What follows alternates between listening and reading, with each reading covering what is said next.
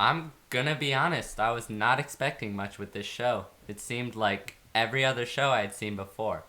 But guys, this show slaps, and it slaps hard. It's got problems, yes, like any show, but with this one, the good definitely outweighs the bad. So here's why Don't Toy With Me, Miss Nagatoro is an unexpected treasure.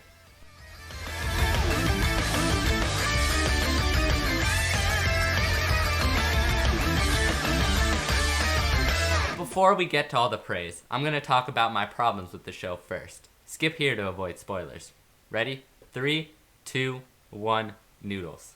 Overall, this show's pacing is amazing, and the problem is not relevant to just this show, but the introduction of the president and fair and competition seems to fly in from left field.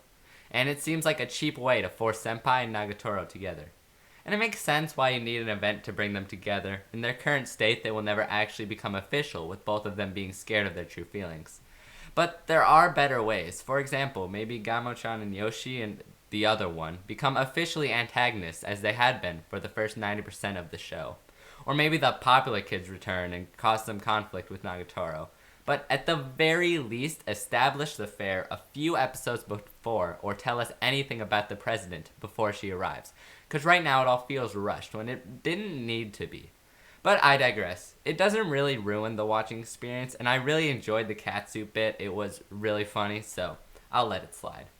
The comedy in this show is a mixed bag. Most jokes knock it out of the water. I love the cringe comedy and the misunderstandings, and it's pretty wholesome when Nagatoro just starts beating the shit out of Senpai.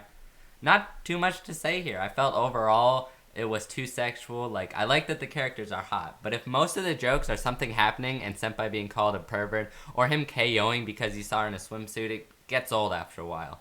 I think the sexual side of these romance animes needs to be a little bit more subtle. There's a problem in Rent-a-Girlfriend too, which I adore, and is really the only problem. So overall, it was great. I laughed more at this than Konosuba, which is an impressive feat, mostly from the charm given off by the characters and their voice actors' great line delivery. The animation is good. I like noodle arms. The characters move well overall. It's good, but nothing to write home about. But a big problem I have with the animation is that none of the characters have eyes besides the main five and the president. Why? It's so weird. How hard is it to draw eyes? Just black dots at least. What else? So, the score? Decent, serviceable, not very noticeable. A few fun hits during some of the more action-packed scenes, but it's no Konosuba in the scoring department.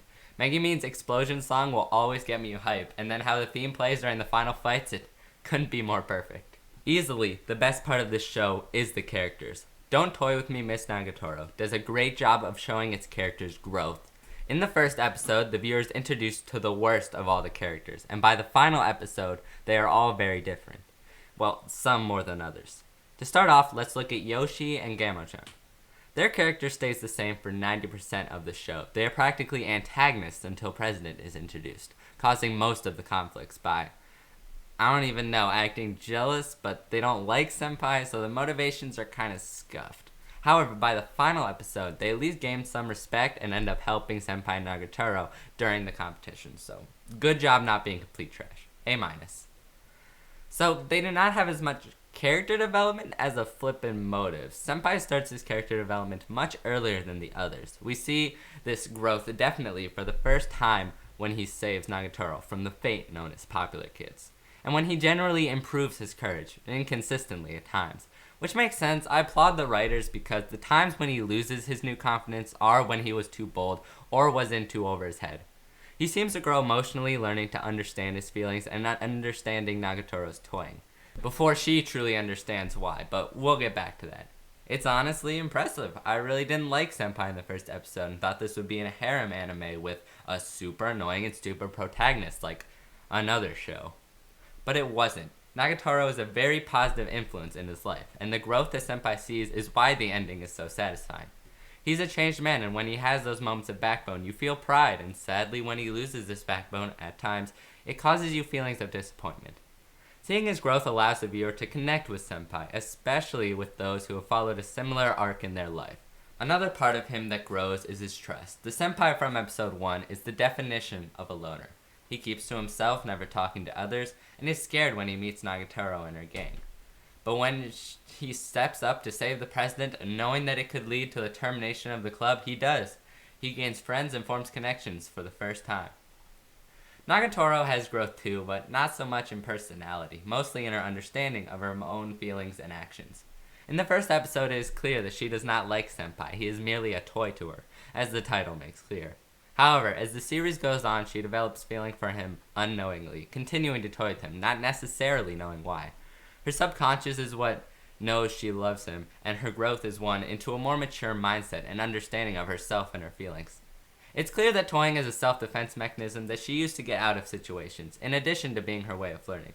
She never lets down the shield when Senpai tries to be sincere. She toys with him because it's all she knows, the only way to interact with him.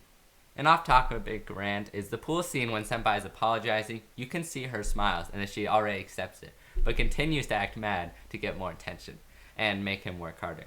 These little touches I really appreciate. This show is a really fun time. It has very wholesome moments with interesting characters and incredible emotional beats that make this show entertaining the whole way through. This cast of these five, gosh, I always forget about her, probably because she didn't do anything except recreating a scene. This beautiful animation is very charming and it helps bring these likable characters with arcs all their own to life. I definitely say it's worth your time and give it a 7 out of 10. This is definitely worth a watch.